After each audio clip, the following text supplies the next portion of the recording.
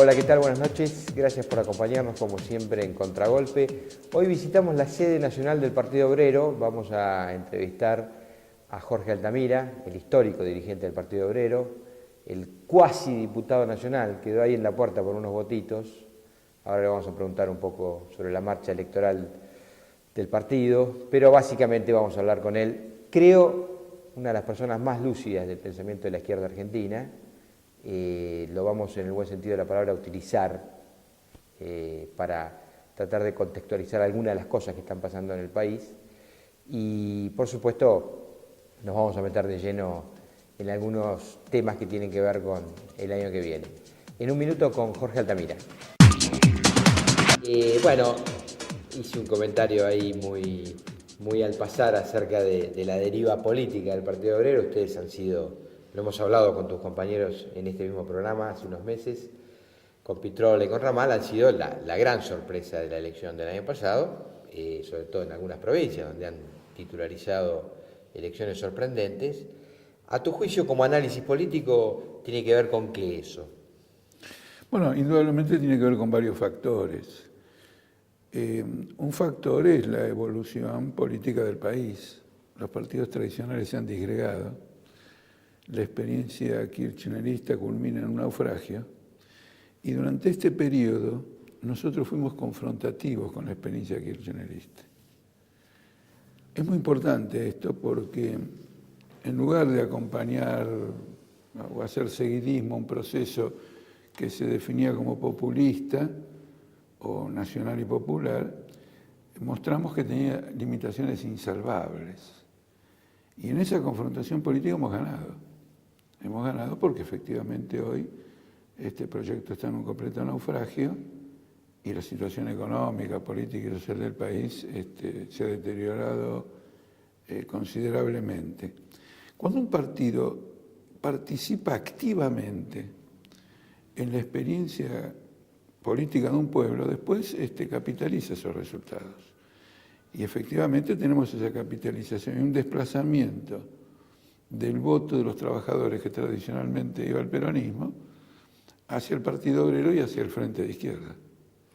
En función de eso, hablaba hoy en el backstage del programa, en el detrás de cámaras, con una militante del partido. Le comentaba una experiencia que está aconteciendo en España con un fenómeno que se llama Podemos, pero que a diferencia, tal vez, de cómo se presenta el Partido Obrero, no se autolimita a la condición de partido obrerista, digamos, sino tal vez multiclase.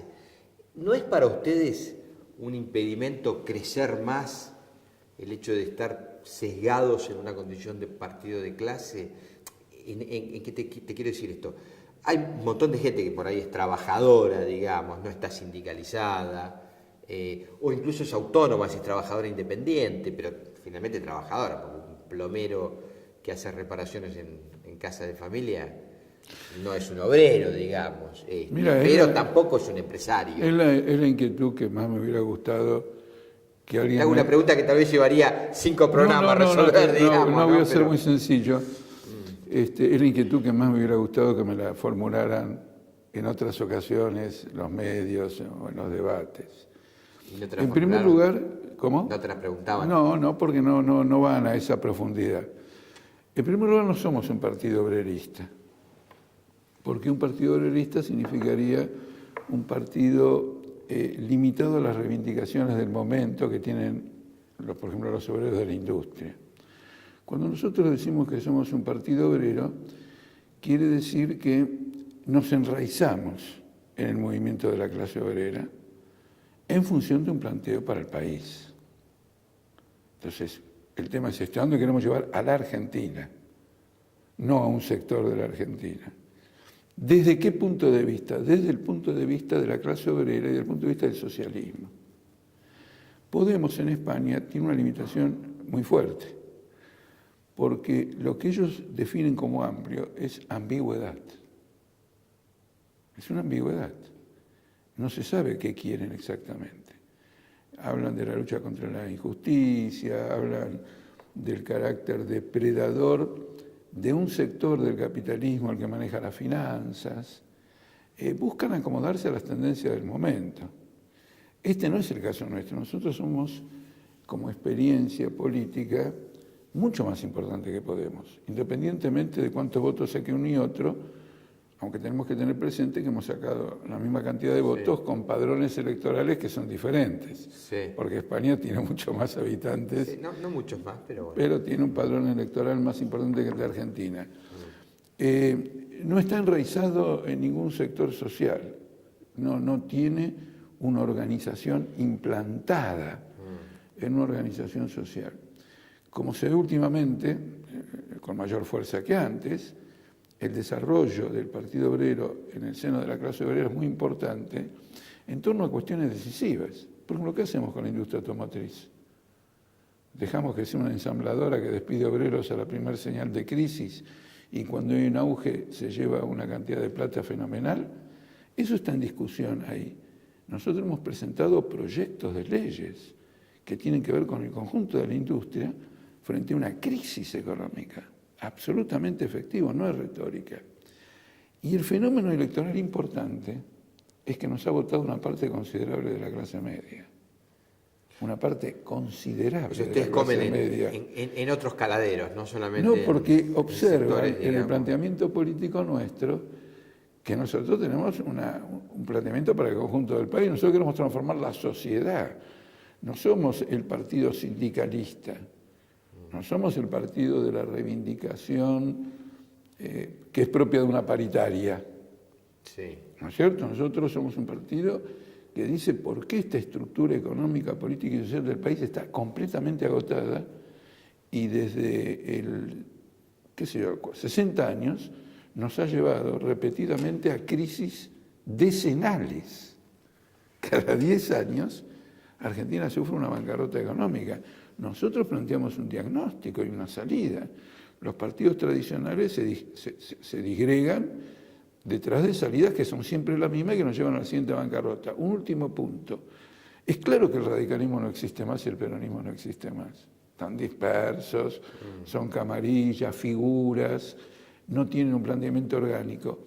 Y nosotros estamos encabezando un proceso de unificación política de la izquierda ligada a la lucha de los trabajadores en el sentido más amplio y de la lucha de la clase obrera industrial. Después vamos a ir al desarrollo político argentino porque efectivamente están pasando cosas. Yo tengo algunos matices, no creo tanto como vos, de la inexistencia. Tal vez vos te referís a la inexistencia del peronismo como proyecto ideológico o como representación, porque digo, el peronismo es una máquina de autoinventarse, ¿viste? O sea, arranca por derecha, sale por izquierda, arranca por derecha. La capacidad que tienen pero de deja de ser es enorme, ¿no? Deja de ser un movimiento popular. Bueno, cada uno aprovecha la sigla para llevar agua a su molino, pero en el país, irigoyenismo y peronismo son sinónimos de movimiento popular. Los que estamos construyendo... No así pejotismo, digamos, por supuesto, que tal vez... Indudablemente. ¿De qué manera, lógico, de qué manera la nueva generación se va a identificar con eso? ¿De qué manera los viejos peronistas se van a identificar con alguien que se jacta del pago serial de la deuda externa, mientras un jubilado tiene, el 75% de los jubilados, está ganando 2.770 pesos? Eso no cierra absolutamente de ningún lado, y cuando hay luchas contra suspensiones y despidos, la presidenta de la Nación utiliza la tribuna oficial para atacar a los trabajadores. Nosotros queremos huir a lo que posiblemente sea la perspectiva que tiene este movimiento español. Nosotros no, de ningún modo pretendemos desarrollar una etiqueta electoral exitosa a través de exponentes claros. O figuras muy mediáticas. O figuras mediáticas, no. Nosotros no tenemos ningún interés porque ese es un fenómeno episódico. Lo nuestro es un enraizamiento en el movimiento popular. Cuando hice la presentación dije que eras una de las voces más lúcidas de la izquierda. Te conozco de algunas otras entrevistas. Por ejemplo, sé que sos un lector incluso de revistas clásicas del establishment, como el The Economist, con lo cual me parece que usás esa máxima del marxismo, hay que conocer al enemigo para poder Mira, entenderlo. Yo te voy a decir una cosa. Cuando uno lee El Capital, Sí, que fue escrito a mediados aproximadamente del siglo XIX, observa que Marx cita The Economist. claro. Bueno, Con lo cual no me adjudico... es que si algo tenía Marx es que pudo entender el desarrollo del capitalismo y describirlo y contarlo, Me ¿no? parece que ese es el punto clave. Creo que en general la izquierda adolece, en general, de un desconocimiento del carácter del capitalismo. Bueno, entonces, aprovechando el conocimiento que tenés vos del funcionamiento del capitalismo, quería una mirada, o tu mirada, de esta encerrona que está viviendo hoy la Argentina. Por lo menos esto es lo que transmiten las autoridades gobernantes, que dicen, mire, estamos en la puerta del precipicio, podemos caer al peor de los infiernos, no nos van a llevar a ese lugar, yo no me voy a dejar caer por ahí, dice la presidenta, no voy a firmar cualquier cosa. Me estoy refiriendo al problema con los fondos buitres, este juicio que se perdió. No, el gobierno tiene un planteo de pagarle a todo el mundo. Se jacta de que paga y está dispuesto a pagarle. Como hay una cláusula que vence el 31 de diciembre de este año, que le crea una serie de problemas para pagarle a los fondos buitres, está tratando de negociar para que el pago se haga efectivo después del 1 de enero. Ahora, quiero hacer una observación. Son sumas siderales. En primer lugar, este juez le aplicó a la deuda no paga con estos fondos buitres la tasa de interés pactada por Cavallo en el 2001. Entonces, los 400 millones o algo así que se han transformado ahora en 1.830. Y a medida que pasa el tiempo, sigue aplacando esa tasa de interés usuraria. Primer punto. Gravísimo, gravísimo. Bueno, pero eso es lo de que una firmó, deuda usuraria general. Eso es lo que firmó la Argentina en su momento, digamos. No. Argentina firmó, hizo un canje. Sí. Los que quedaron fuera del canje pelean porque se les pague integralmente. Como va pasando el tiempo, sube. Pero ¿cuál es la tasa de interés con la que hace subir? Hoy la tasa de interés... Bueno, un bono emitido por Cavallo, digamos, me estás diciendo. Claro. Era un interés reconocido, firmado por autoridades argentinas de su momento. Claro, pero que no guarda ninguna proporción. Un interés del 20% no guarda ninguna proporción con la tasa internacional de interés, que en este momento es del 2%. El otro aspecto es que el gobierno y los fondos buitres están de acuerdo en saldar esta deuda como se la saldó con YPF. Y a YPF se le dieron títulos de deuda con una tasa de interés del 8.9%. Como te vuelvo a decir, la tasa de interés es del 2%. Una tasa de interés del 8.9 significa que el capital real de este momento que vos reconoces es el doble del valor del título. Yo calculo en unos 40.000 millones de dólares. ¿Qué cosa? Lo que hay que pagarle a los fondos buitres. Sí se aplica el método de pagarles como se le pagó a Repsol, con títulos de deuda argentina al 8,9% de interés. Como la tasa de interés es del 2%. Bueno, yo ahí podría decirte, haciéndote de abogado del diablo, bueno, es el costo financiero argentino relacionado con los problemas estructurales de la economía argentina, porque, perdóname, países vecinos de la región, bueno, pagan la mitad de tasa de interés. Que también es usuraria. Bueno, perfecto. No importa, pero bueno, acá tocaste un punto muy interesante. Un punto muy interesante porque es el punto que se oculta en las polémicas permanentes. Entre la estructura internacional, nacional, etcétera, y la defensa del pueblo argentino, nosotros nos colocamos de este lado. Es decir, para nosotros no es un dato sagrado que la estructura internacional me fije el 8,9, que tenga que pagar a los fondos buitres, a tasas de interés usurarias, que haya una deuda que es absolutamente usuraria. Eso es el punto de vista de los banqueros. Ese es el punto de vista de los tenedores de deuda local.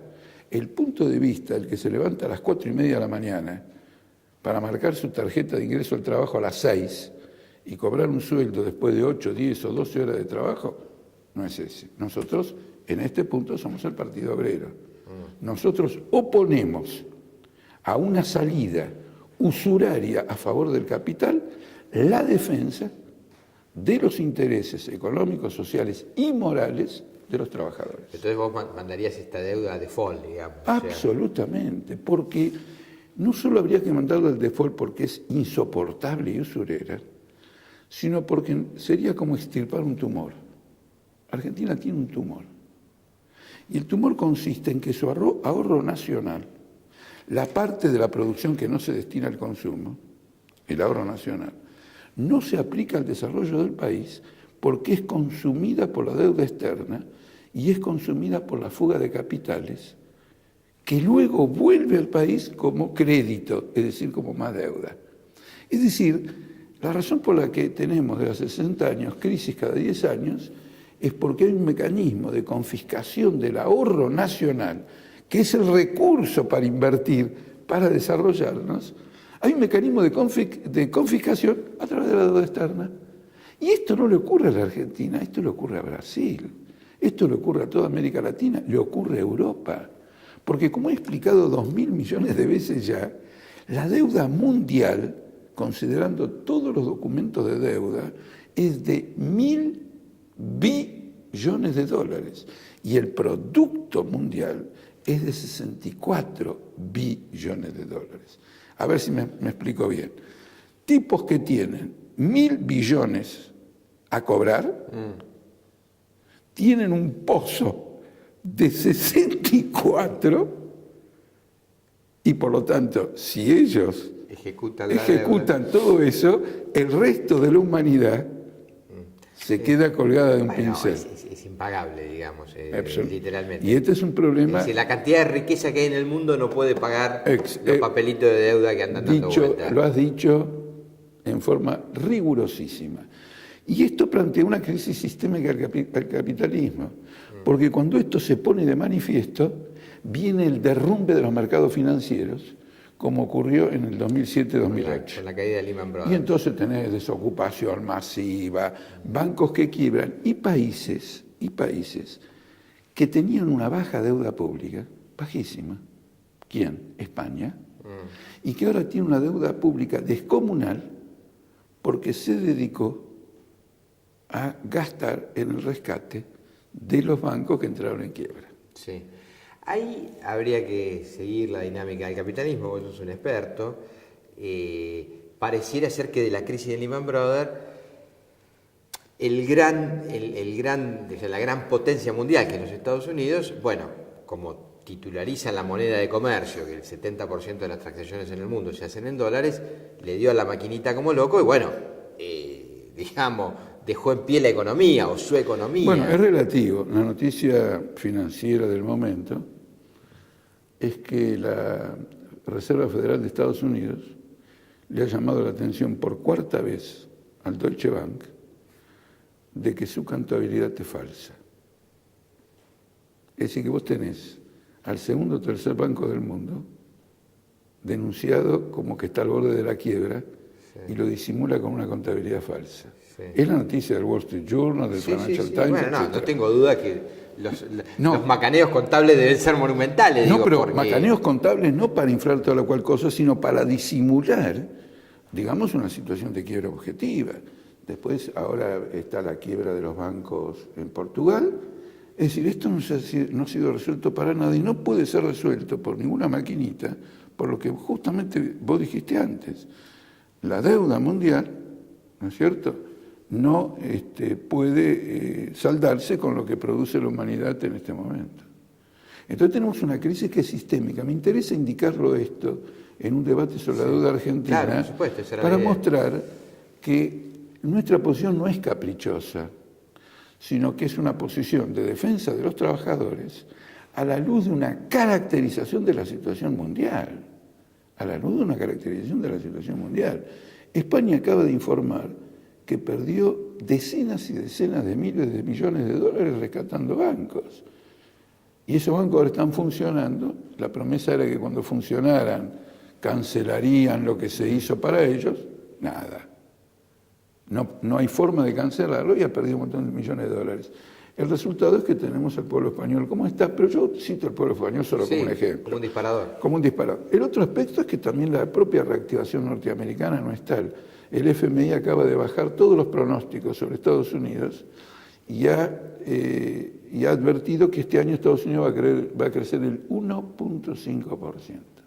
Cuando uno piensa que Estados Unidos emitió 4 billones de dólares y el resultado es el 1.5% de crecimiento del producto bruto, no neto. ¿Qué quiere decir? Que no se contabiliza la amortización del capital que fue desgastado en el proceso productivo. Es decir, el Producto Bruto Neto en Estados Unidos es negativo, es decir, tiene un crecimiento negativo. Bueno, están en un impasse enorme. La pregunta entonces es, ante este impasse enorme, ¿quién paga? Sí, vos, ¿Los trabajadores o los fondos buitres? Más creo interpretar también en todas estas reflexiones que en este colapso financiero internacional que vos describís, mal podría la Argentina prestarse a darle a ellos remedio para que subsistan más tiempo, bueno, digamos. Pero, es decir, acelerarías la crisis. No, disculpame, acabas de decir una cosa fundamental. Cada vez que la Argentina paga, está rescatando un banco internacional. Por eso te lo digo. Está llevando el tiempo. Acabas de decir una cosa que realmente la quiero reafirmar. La quiero reafirmar. Cada vez que nosotros estamos pagando, en lugar de mejorar el pavimento de barro de los barrios de Solano, estamos rescatando un sistema internacional financiero que no tiene salida. Entonces, ¿quién tiene que pagar la crisis? En este punto quiero ser muy severo, porque hay una ideología de la fatalidad.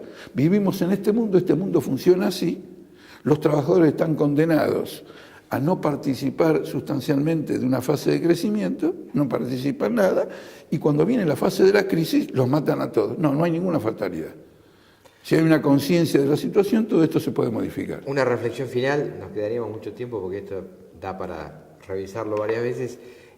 Sobre la perspectiva de ustedes ya me lo contaste, creen que tienen una gran inserción, pero bueno, como son años, digamos, de retroceso económico en las grandes variables, el año que viene se entra en un calendario electoral donde el Partido Obrero se va a parar de qué manera, digamos, articulando a la izquierda, como vos estabas planteando. Sí, articulando a la izquierda a tal punto que estamos convocando ya oficialmente, ya es oficial, a un congreso del movimiento obrero y de la izquierda para que delegados de fábricas, profesionales, delegados del movimiento estudiantil, delegados de organizaciones sociales, con la izquierda, convocado por la izquierda, organicemos un congreso que defina no ya un programa, sino un cuaderno de reivindicaciones. Es decir, la más pequeña reivindicación en cualquier lugar, la jubilación de un obrero de la construcción, la falta de agua potable, aparezca y tengamos un gigantesco cuaderno, o varios cuadernos, con las carencias y los reclamos del pueblo, y la izquierda vaya con esa perspectiva. Porque acá sí quiero hacer una observación. Tenemos un reversamiento en la clase obrera, pero es insuficiente, es incipiente. No es todo lo amplio que debiera ser. No, en ese sentido no nos engañamos. Nosotros queremos realmente ser que el movimiento obrero, los trabajadores, cumplan un rol activo en la transformación del país. Y eso significa desarrollar la conciencia y la organización política de esos trabajadores. Para nosotros, la campaña electoral, la participación electoral, tiene que servir a ese objetivo. No puede simplemente ser, digamos, el desarrollo de una linda etiqueta electoral, un conjunto de ideas. Eso nos diferencia sustancialmente de cualquier movimiento de izquierda que no el que está agrupado en el frente de izquierda. Jorge, gracias por recibirnos en la Casa del Partido Obrero. Nos vemos con ustedes el sábado que viene en Contragolpe. Chau.